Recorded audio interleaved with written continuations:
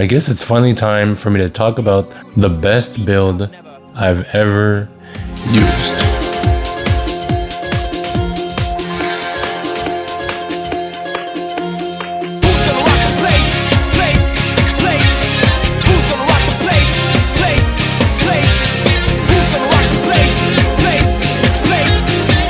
After a little over 70 hours on this game, including the network test, I can show you guys what I've been using to get all the way to Legend 8 rank.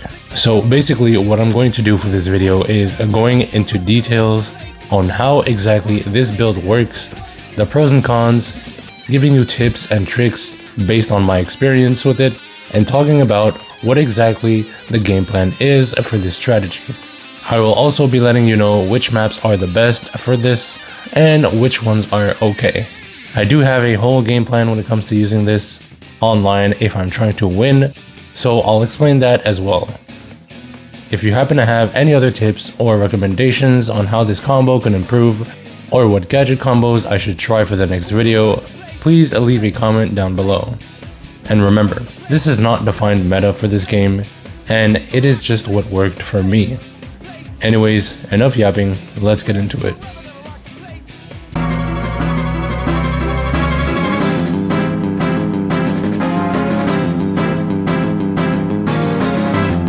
First off, this build revolves around bagging, but you need to know when to use your items. And the first gadget is Wisp Chance Up.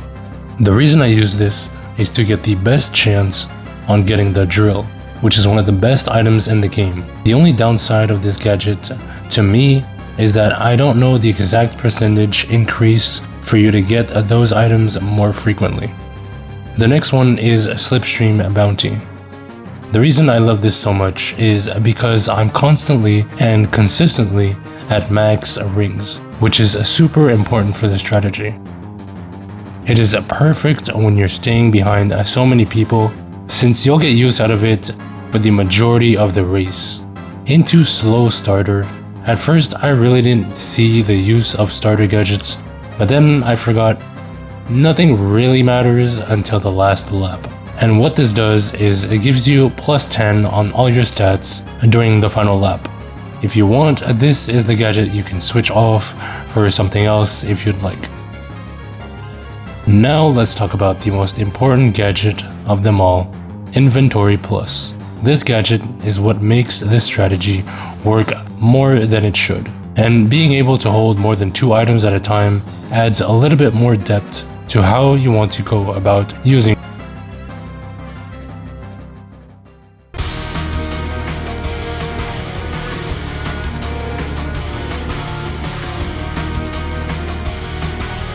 It's time to talk about the pros and cons of this strat. A major pro is being able to almost guarantee great placement when played right. Also being able to get better wins than just 4th place and making you get more points. You also have a good amount of time to set yourself up for the final lap. I'll explain more on that later. On the other hand, this is not the win all races gadget build. There are a couple downsides as well. You can misuse your items, lose them from the Slicer, Dark Chow, as well as Frenzy events. Sometimes you'll often end up being too far to catch up and can end up finishing the race in last place. One downside that I think is worth talking about is that this isn't necessarily the most fun thing to do for some people, so don't bash me on this build. I like using it.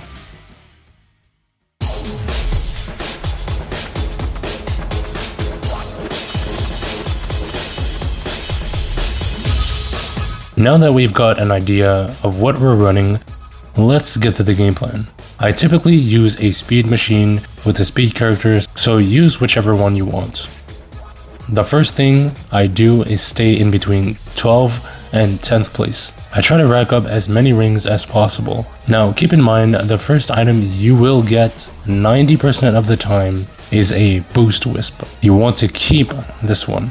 And so because you kept the boost, the only other available options are the monster truck, triple boost, laser, and drill.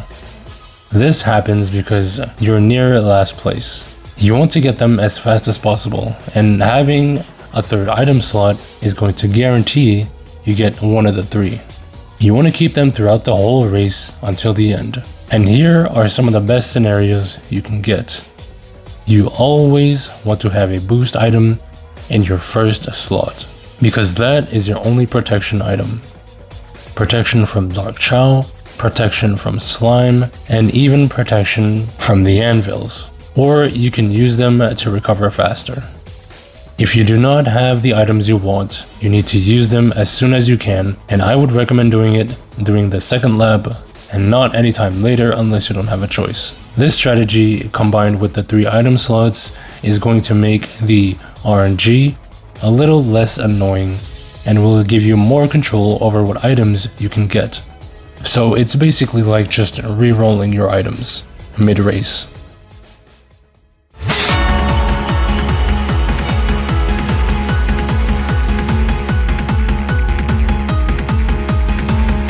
With those item scenarios in mind, now we can look at why some maps are better than others.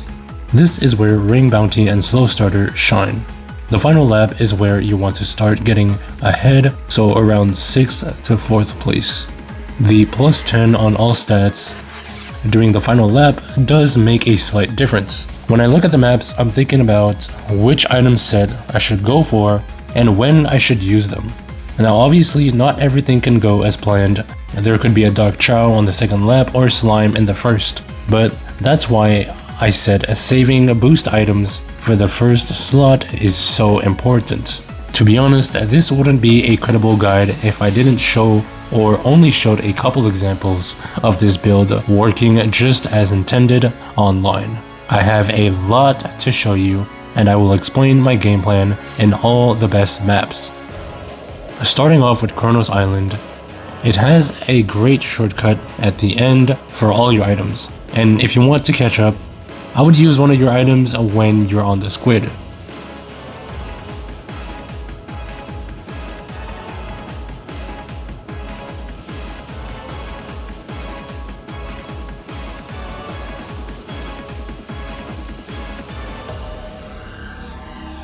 Even North Star Island has a good shortcut where I would use a speed item to go through it, then use anything else for protection.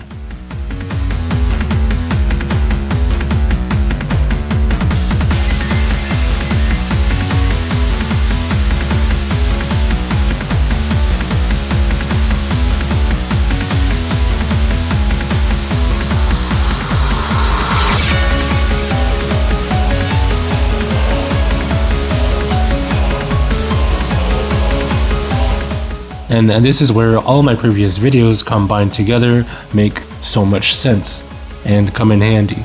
Knowing all the different spots for extensions when using drill and laser, combined with all the different shortcuts, is the reason I believe this gadget build requires a level of track knowledge and patience.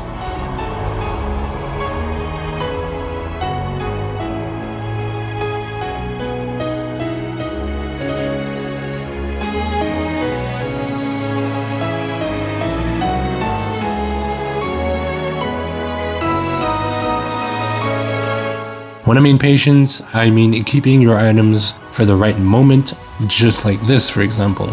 This Tails got robbed simply because I kept my Wisp until the very end.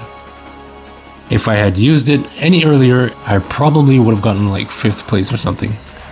All tracks that have massive shortcuts at the end are amazing. Colorful Mall and Donpa Factory, for example, are some of them.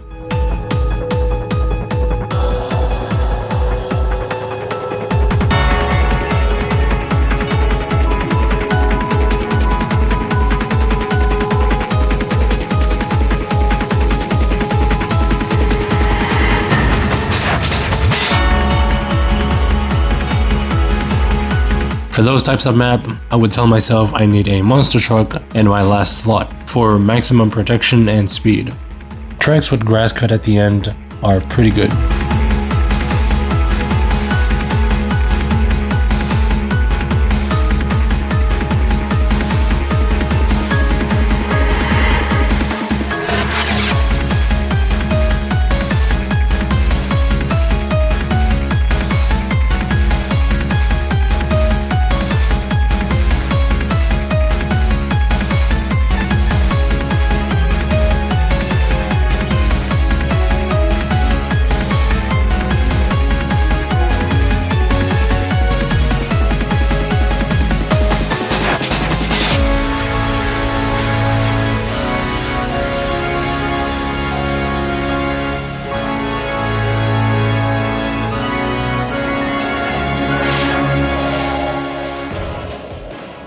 You can even do crazy extensions like this on Apodos.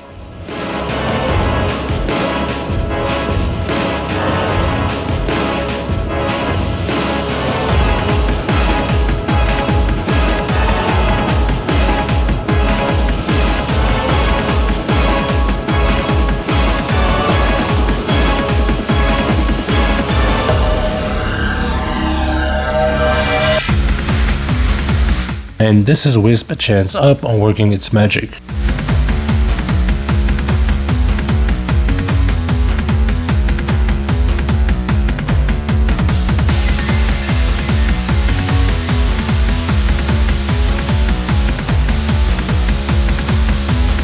So even if this looks like an easy, no-brainer strategy, it's not. You can fail miserably.